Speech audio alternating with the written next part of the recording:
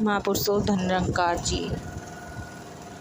महापुरुषों भाग का लिखा कोई मेट नहीं सकता। महापुरुषों एक गांव में एक रामू नाम का किसान रहता था। उस समय के पश्चात उसके घर में एक बच्चा जन्मा। रामू खुशी से झूम उठा और उसका नामकरण करने के लिए एक उत्सव का आयोजन किया।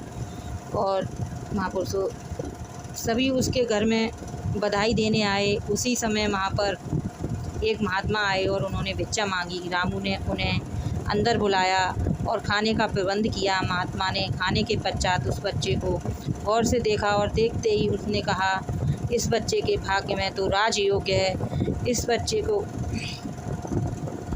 की शादी राजा की बेटी से होगी के साथ होगी। उसने उत्सव चल रहा था। साथ संगत जी वहाँ से पास में ही साधु महात्मा अपनी वहाँ से पास में अपनी झोपड़ी में चले गए।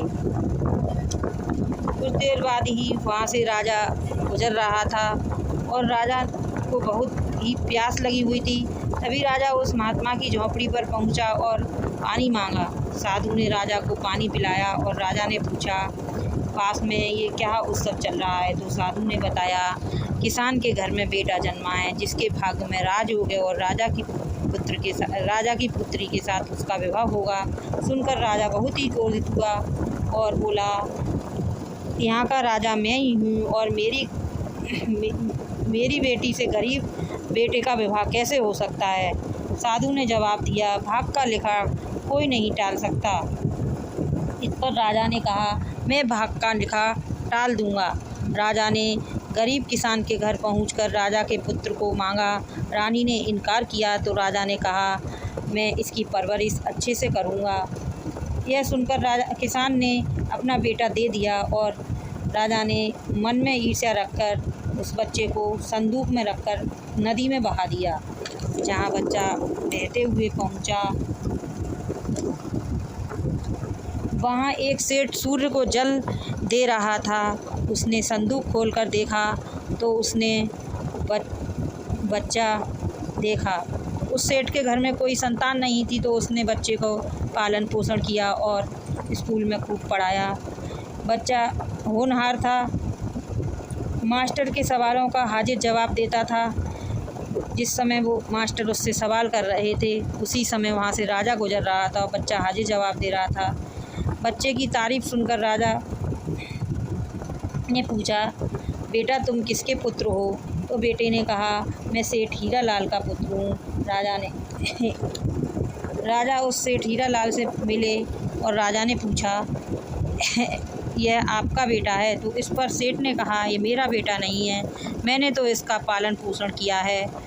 और मुझे उसने अपनी नदी में उस बच्चे को मिलने की संपूर्ण कहानी बताई। तो राजा ने इस बच्चे को कहा कि बेटा मैं बाहर कुछ दिनों के लिए बाहर जा रहा हूँ, मेरा एक काम तुम्हें करना है, पुत्र करना है। और उसने एक पत्र उसकी जेब में रखा था, ये पुत्र रानी को पहुँचाना है कहकर राजा निकल गया। सासंगत जी उसमें रानी के लिए संदेश था कि ये बच्चा आपको मिले तो तुरंत ही इसे मरवा देना। भाग्य के लिखे को कौन टाल सकता है भला। उस बच्चे का डाकुओं से सामना हुआ और डाकुओं ने उस पत्र को पढ़ा और उनको दया आई तो उन्होंने पत्र बदलकर दूसरा पत्र उसकी जेब में रख दिया। रानी को इस बच्चा मिले तो ये शादी, उसमें लिखा था कि रानी को ये बच्चा मिले तो तुरंत उससे शादी कर दें। महारानी ने राजा का हुक्म आदेश का पालन करते हुए उस बच्चे का विवाह अपनी राजकुमारी के साथ कर दिया। राजा कुछ समय पर चांद पहुंचा तो उसने देखा और घर पहुंचा तो उसने देखा और वो राजा बहुत क्रोधित हुआ और महारानी से पूछा, ये तुमने क्या किया है? तो महारानी ने कहा, मैंने तो तुम्हारे आदेश का पालन किया है। तभी तो राजा ने उसे दामाद मानने से इनकार कर दिया और उससे कहा, तुमने मेरे साथ धोखा किया है। तो उस बच्चे ने कहा, मैंने तो तुम्हारे आदेशों का पालन किया है राजा, और मैंने कोई धोखा नहीं किया है। सासंगत जी उसी समय वहाँ पर वही साधु महात्मा पहुँच गए और कहने लगे कि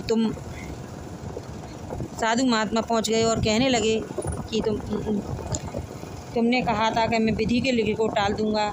भला कोई विधि का लिखे कोई बदल सकता है, विधि का विधान कोई बदल सकता है। इसलिए इस बच्चे को अपना दामाद स्वीकार करो और राजपाट सौंप दो। राजा ने साधु की बात मानकर उस बच्चे को दामाद मानकर और उसको राजपाट सौंप दिया। महापुरुषों, लाख करो चतुराई फिर भी भाग का लेखा कोई भी नहीं मिट सकता। साथ संगत जी, इस कहानी का यही शीर्षक है कि हमें चतुराई से हम भाग के लेखे को नहीं मिटा सकते। साथ संगत जी, ये वीडियो अच्छी लगी हो तो लाइक करें, सब्सक्राइब करें। साथ संगत जी, प्यार से कहिए धन्यवाद।